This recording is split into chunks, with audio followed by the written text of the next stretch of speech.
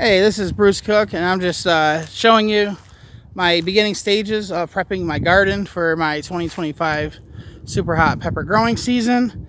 So, it was less than a week ago, I started pulling my stuff out of the shed, things that I'm going to need for when I'm first putting my plants that I raised indoors out here.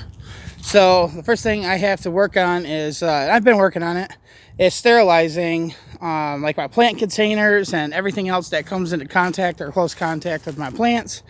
So I have this shed right here, and where I put all my gardening equipment, especially at the end of the season. I store everything in the side of there. So there's a door right over there. Now there's a lot of breaches in that little side of the shed, and we get lots of rodents and other critters that get in there, and they make a mess of things. That would include getting into and destroying and eating all of my plant food, and like I have to buy new bone meal and fish meal and all that. My containers got plastic containers got bitten through, and like just about everything got eaten up, so I got to buy more of that. But more importantly is my plant containers, because this costs me a lot of work. A lot of time I have to sterilize these because those rodents are in there eating. They also use the bathroom in there, and they get their urine, their bodily fluids all over my stuff. So I've been dealing with this the last several years anyways, and I just have to take the time to wash everything using just both dish soap and bleach. I'll initially clean things out with dish soap and water, and then I'll let everything soak in bleach for a few days. Like I've already got all of these washed and bleached, these washed and bleached. I've had those washed. I've yet to set those in bleach just yet.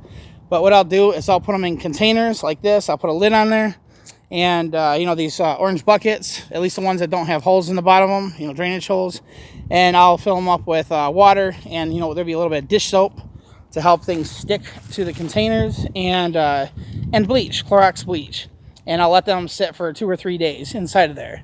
And then when I pull them out, I'll wash them again and rinse them off very well, which is what I've done with these two. I did work at the paintball place today, but since I got off of work, I know I need to get some of my plants outdoors this upcoming week, so I need to get started early.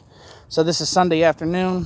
So these were both soaking in bleach water. I just got done finished cleaning those out. I was just sitting on my porch, the stairs back there, and spraying these things all off, rinsing them out. And then I got my frost blanket out, so that's going to be the first thing I'm going to do.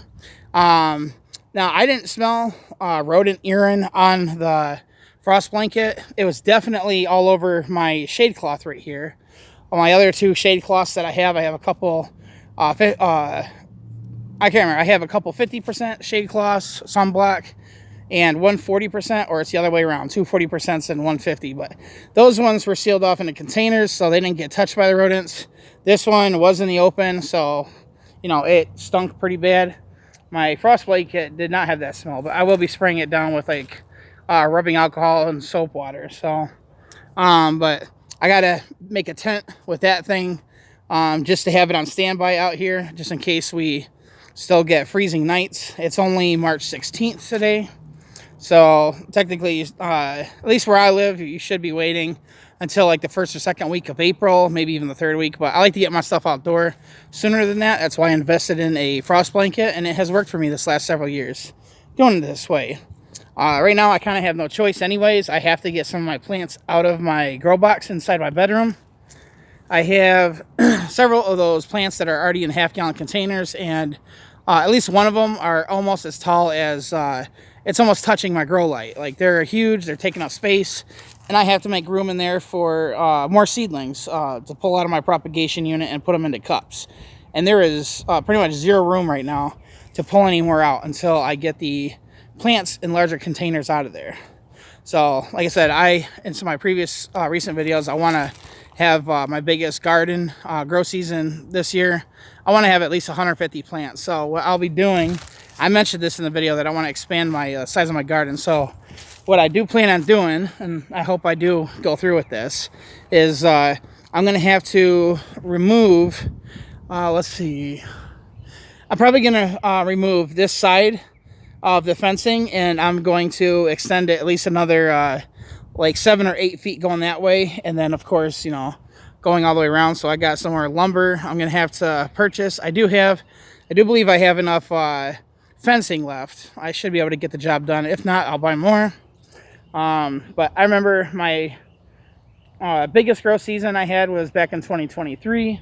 I think it was about somewhere between 120 and 130 plants.